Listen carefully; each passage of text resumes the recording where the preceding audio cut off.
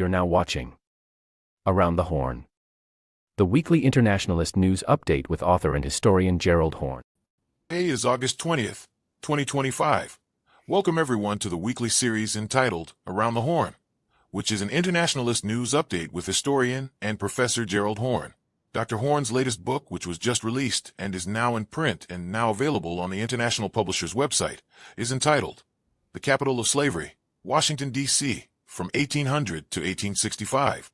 Dr. Horne is also a permanent guest on the radio show, The Horne Report, which airs on Black Power 96 Radio on Sundays at 3:30 p.m. Eastern Time, and Dr. Horne also hosts a radio show entitled Freedom Now, which airs on KPFK 90.7 FM in Los Angeles on Saturdays at 11 a.m. Pacific. And replays of both shows can be found on the Activist News Network. Dr. Horne, thank you for coming back on the show, and welcome back to Around the Horn. Thank you for inviting me. Horne, as we go around the horn.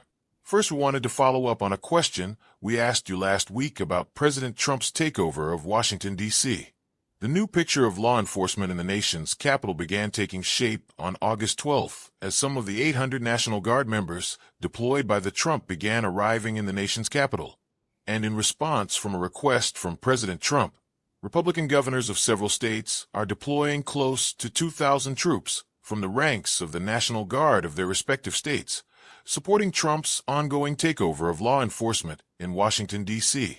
The states sending National Guard troops to the U.S. Capitol are Louisiana, Mississippi, Tennessee, West Virginia, South Carolina, and Ohio.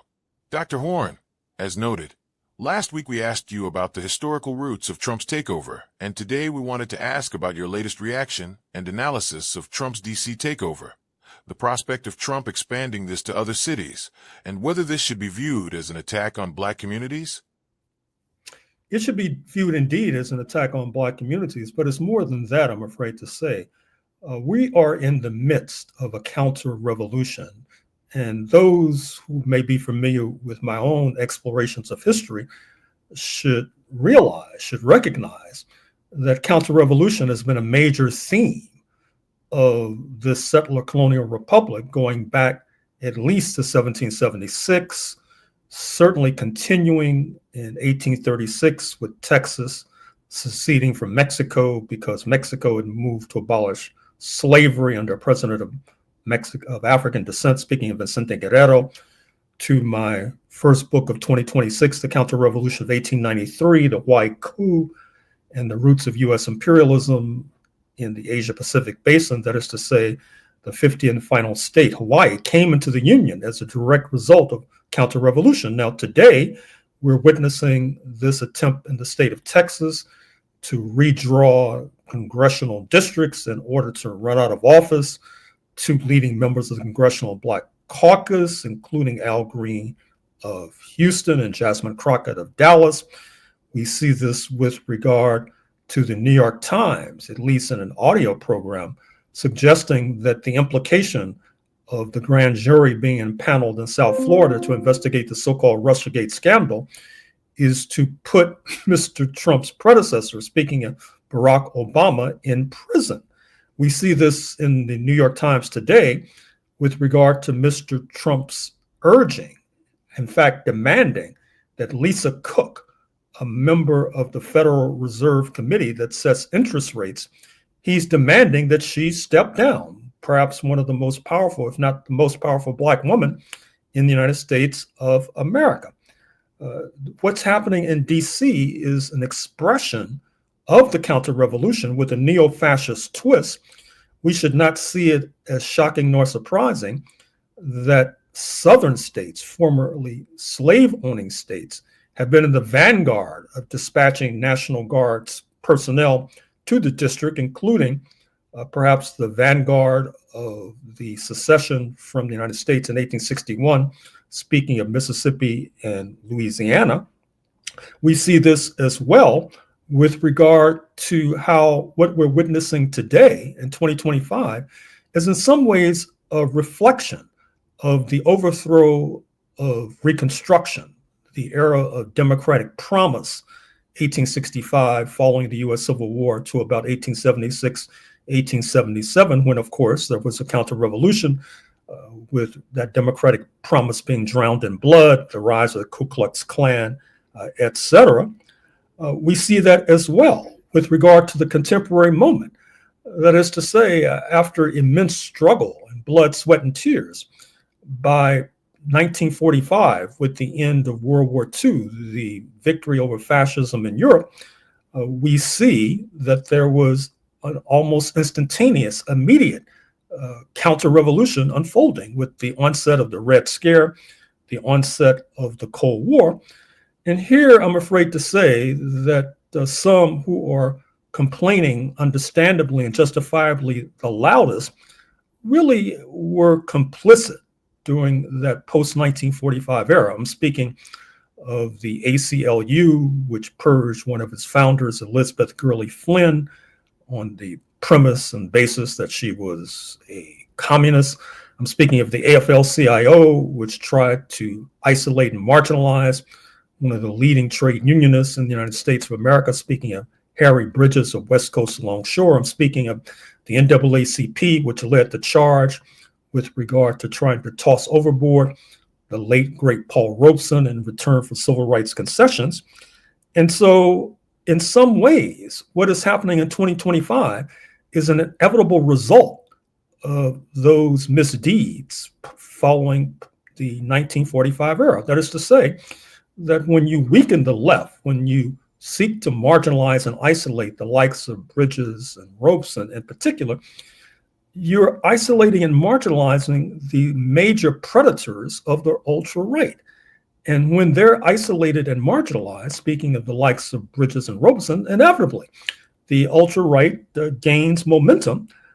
So we should not see it as shocking that Mr. Trump of late has complained that the National African American Museum concentrates too heavily on slavery, for example, and which is, of course, ludicrous, since I'm afraid to say that Black people in this continent have spent more time in slavery than in non-slavery. And of course, there's the attempt to return Confederate monuments to a place of prestige and honor in the District of Columbia. So in sum, what we're seeing right now is a replay of the overthrow of Reconstruction, and it's the inevitable outcome, I'm afraid to say, of the weakening of the left after those who had been associated with the socialist camp, which did yeoman duty in terms of putting pressure on the United States. Many of our liberal erstwhile friends, of course, were in the forefront of clamoring for anti-Sovietism and anti-communism.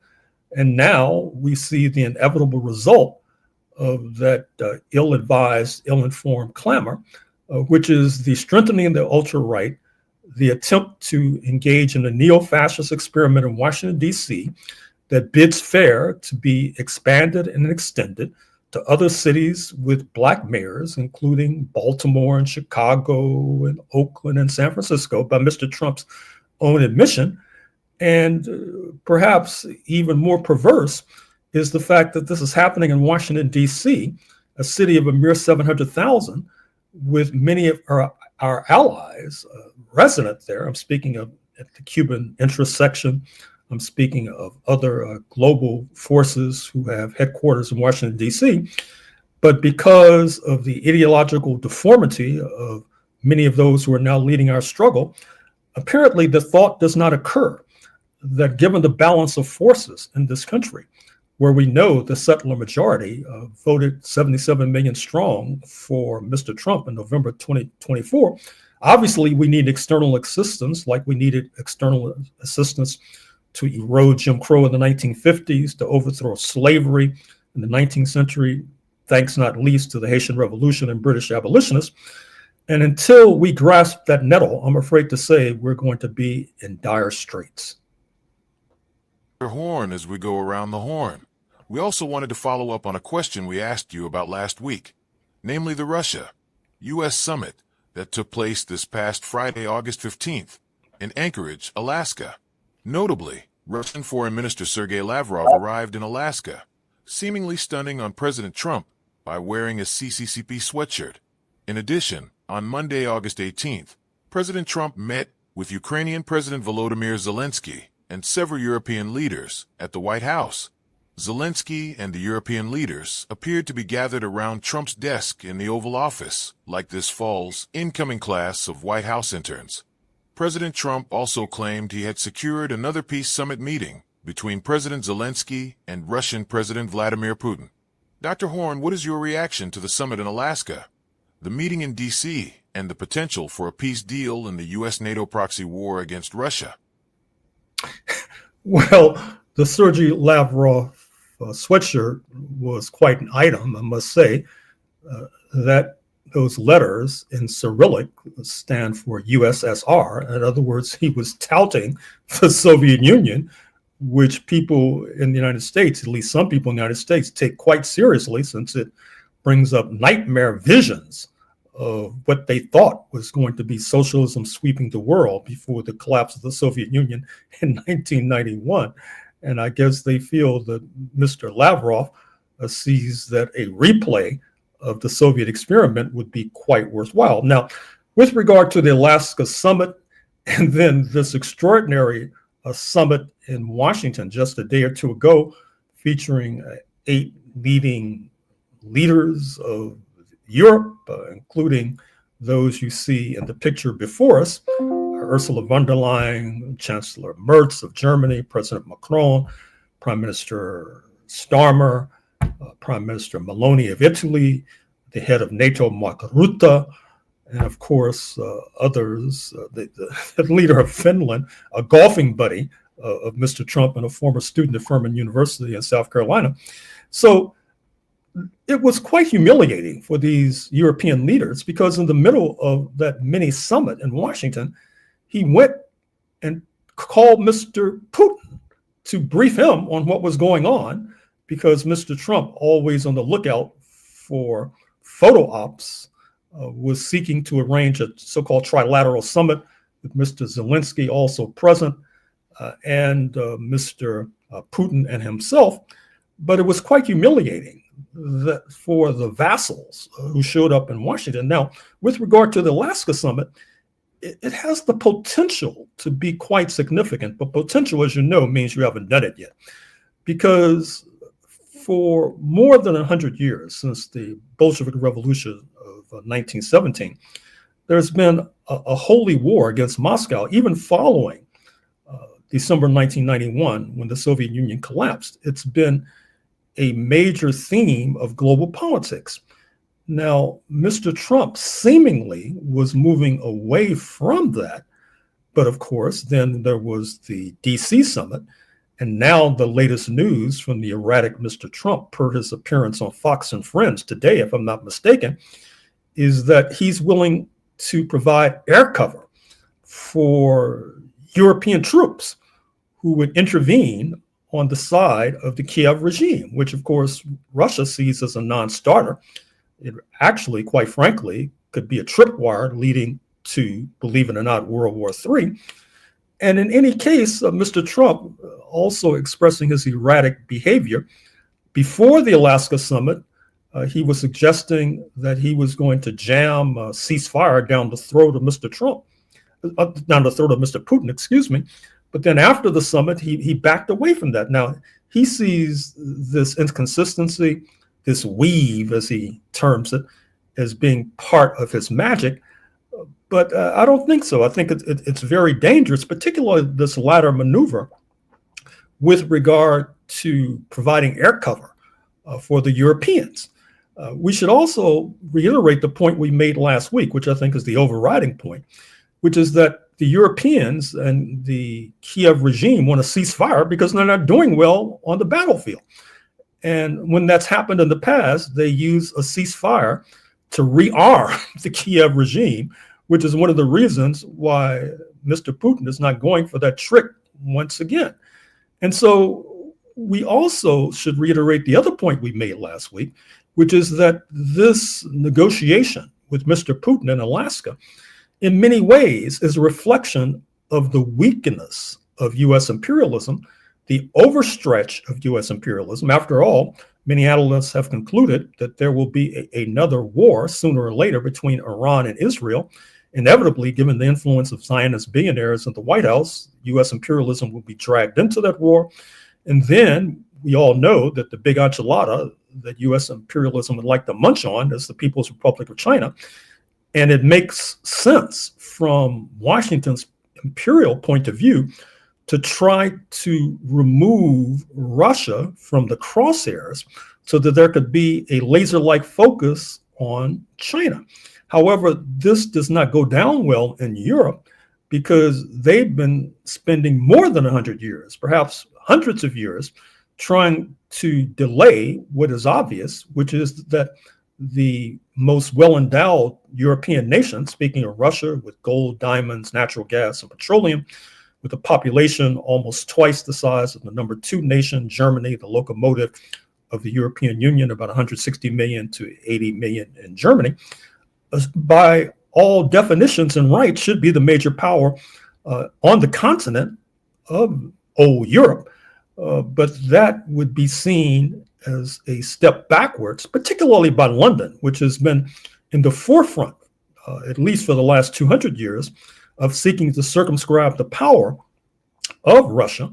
And in any case, Mr. Trump, when he talks or implies or seems to be leaning towards getting involved in this latest conflict with Iran, and not to mention rearming the Kiev regime, that the United States is overstretched. Apparently, there's a 7-year wait to get new Patriot missile interceptors, which the Israelis rely on so heavily and the Kiev regime would like to rely on so heavily.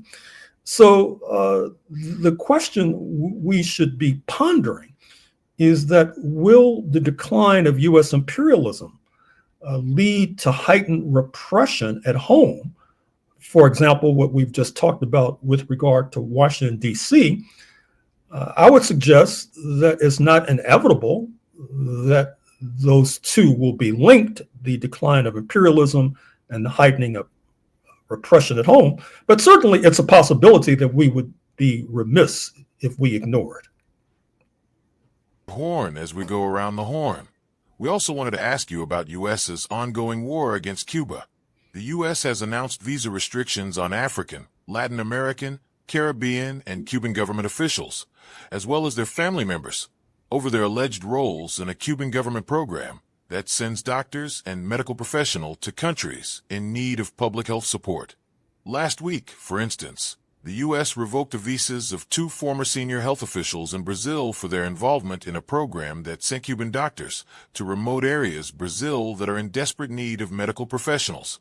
However, several African, Latin American, and Caribbean leaders have rejected these claims and defended Cuba's medical initiative.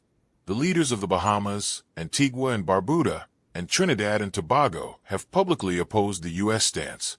Grenada's Foreign Minister Joseph Anal has also reinforced his country's legal, moral, and ethical obligation to stand by Cuba. Additionally, Barbados Prime Minister Mia Mottley and St. Vincent and the Grenadines Prime Minister Ralph Gonsalves have expressed their willingness to give up U.S. visas in solidarity with Cuba. And Dr. Horne, before we turn Mike over, we wanted to ask you about seemingly related news from Monday, August 18th, that the U.S. military is deploying more than 4,000 Marines and sailors to the Southern Caribbean and Latin America, no fewer than 3 naval destroyers, along with the nuclear-powered attack submarine, spy aircraft, and a guided missile cruiser to the waters off Venezuela. The move comes after President Trump signed a secret directive authorizing the use of military force to carry out a regime change project under a counter-narcotics guise, directed at Venezuelan President Nicolas Maduro, who President Trump also put a $50 million bounty on Maduro's head. Meanwhile, Venezuela's Interior Minister Diosdado Cabello has stated that Venezuelan military forces have been deployed in order to protect and guarantee sovereignty amid these new military provocations from the U.S. And Colombian President Gustavo Petro has requested an urgent meeting with foreign ministers from Latin America amid these threats of aggression and interference by the U.S. government. Dr. Horne, what is your reaction to the latest attacks on Cuba, Venezuela, the Caribbean, and Latin America?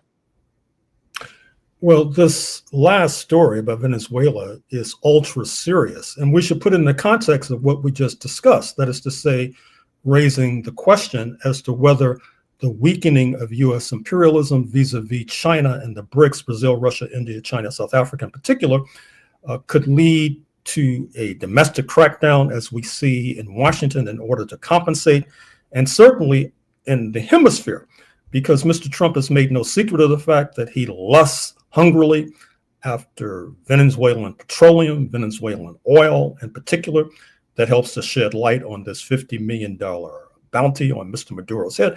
More, by the way, than the bounty that was put on the head of the late Osama bin Laden, accused of being the mastermind behind the attack on New York and Washington, September 11, 2001. We should also point out that it's a reflection, I'm afraid to say, of some of the weaknesses in the hemisphere.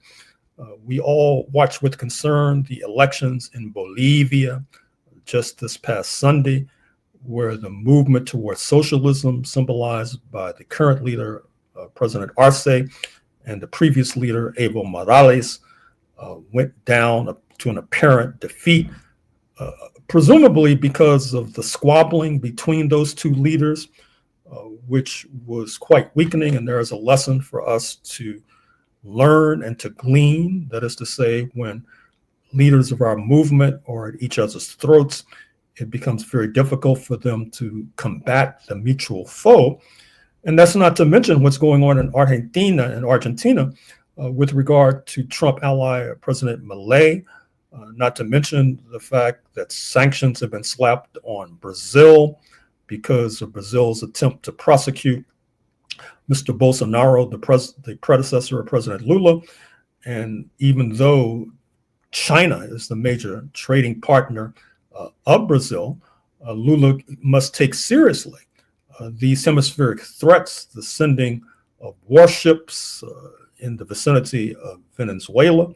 Now, it's obvious that given the pressure on Washington and the pressure in the hemisphere by the same antagonists, that those two forces should come together. And of course, there is a platform for them to come together in Washington, not only the aforementioned legations, but the Organization of American States, which encompasses hemispherically all of the nations, of course, except Cuba, is a natural meeting space for our activists in Washington and the comrades in the hemisphere. But seemingly that's not in the cards. But perhaps when we have the summit taking place in Addis Ababa, Ethiopia, the first week of September, between CARICOM leaders, Caribbean community leaders, and the African leaders, there will be a delegation from the United States of America at that World Historic Summit, and that might provide a platform for our forces here in the United States to confer with Caribbean comrades with regard to a common approach to our mutual foe. Dr. Horne, as we go around the horn, we also want to talk to you about relations between the U.S. and India. Yesterday, Tuesday, August 19th, the Chinese Foreign Minister Wang Yi capped off his visit to New Delhi by meeting with Indian Prime Minister Narendra Modi, during which Modi affirmed that he will attend the Shanghai Cooperation Organization Summit in China later this month. It will mark Modi's first visit to China in 7 years, and, as the Wall Street Journal notes, it highlights recent improvements in Indian-Chinese relations that have received a boost from none other than Donald Trump. Both countries have faced hefty tariff threats from Trump over their trade policies, with India singled out in recent weeks for its large-scale purchases of Russian oil. In remarks in New Delhi on Monday at a meeting with his Indian counterpart, Subramanyam Jaishankar, Chinese Foreign Minister Wang Yi made a veiled reference to the U.S. by noting that New Delhi and Beijing should find ways to coexist against a backdrop of, quote, unilateral bullying, and that China and India should, quote, view each other as partners and opportunities rather than adversaries or threats. Dr. Horne, it seems relations between the U.S. and India are arguably at their lowest point thus far in the 21st century, and Trump has lost sight of India's value as a new Cold War ally against China. But what is your analysis of U.S.-India relations and their impact on India-China relations? Well, this is where it becomes rather difficult to follow the logic of Mr. Trump, because as noted, India had been seen, at least by Mr. Obama, if not by George W. Bush, as a key strategic ally in the attempt to encircle the People's Republic of China. But with Mr. Trump seeking to tighten sanctions, and excuse me, I should say tariffs against India because it continues to purchase oil from Russia, one of its closest allies going back to Indian independence in 1947. But then again, Mr. Trump is trying to improve relations with Russia at the same time. And so there's a certain illogic to what Mr. Trump is doing. And I wish those who host him on Fox and Friends would query him about this and hopefully can get some sort of response. And at the same time, to add salt to the wound, Mr. Trump is courting India's long-term antagonist, speaking of Pakistan, with which it has fought numerous wars and clashes, including a few months ago. Recall that Mr. Trump took credit for separating the two combatants, which did not please India one whit. And at the same time, it's difficult to explain this new relationship or this renewed relationship with Pakistan unless one considers the fact that Pakistan is a close ally of Saudi Arabia. Saudi Arabia is a close ally of the United States. Pakistan is a close ally of other Gulf monarchs who are doing the dirty work of U.S. imperialism in Africa by supporting religious insurgents against the Sahel nations, Burkina Faso, Mali, and Niger. And perhaps that sheds light on the new relationship or the renewed relationship with Pakistan, which in turn then helps to explicate this deterioration of relationships with India. In any case, it's quite remarkable, I'm sure you'll agree, that in the midst of the 12-day war, so-called, in June 2025, Mr. Trump was entertaining in the White House the top Pakistani military leader, which was a real head-scratcher at the time. But now, in light of the decline in relations with India, I think we have begun to understand why that luncheon took place. Horne, as we go around the horn, we also want to talk to you about the news from August 8th that there is a major conscription crisis in Ukraine. The reports allege that Ukrainian officials tasked with enforcing conscription are engaged in a widespread campaign of beating, tear gassing, and detaining unwilling men, which has also prompted many to emigrate. Between January and June, the Ukrainian Human Rights Ombudsman's office received more than 2,000 complaints about the use of force by conscription patrols that consist of military and police officers. In addition to an immigration exodus, there are also hundreds of thousands of men in hiding in Ukraine, which is also causing a dire shortage in the workforce.